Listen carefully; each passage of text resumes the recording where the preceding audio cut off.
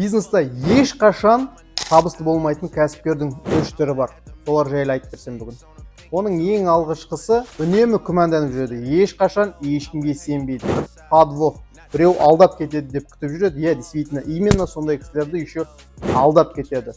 И бизнестің өзінің спецификасы бар. Кейбір жағдайда, иә, расында да сені алдап кетуі мүмкін, бірақ бұған қарапайым түрде қарау қажет. Екінші категорияларда мен оларды міне деп атаймын.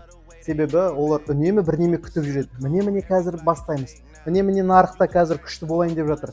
Міне CRM енгіземіз. Міне скрипт жазамыз. Міне енді таргетті жібереміз деп.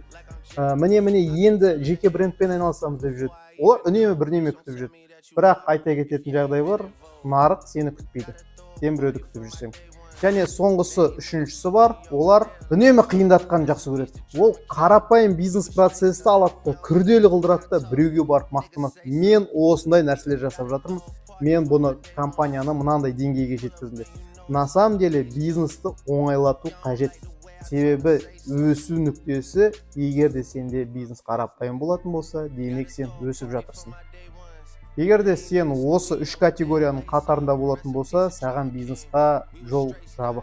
Ал егер де осыдан шығып бизнесті жүйелегің келетін болса, маған жеке разборға келсең болады.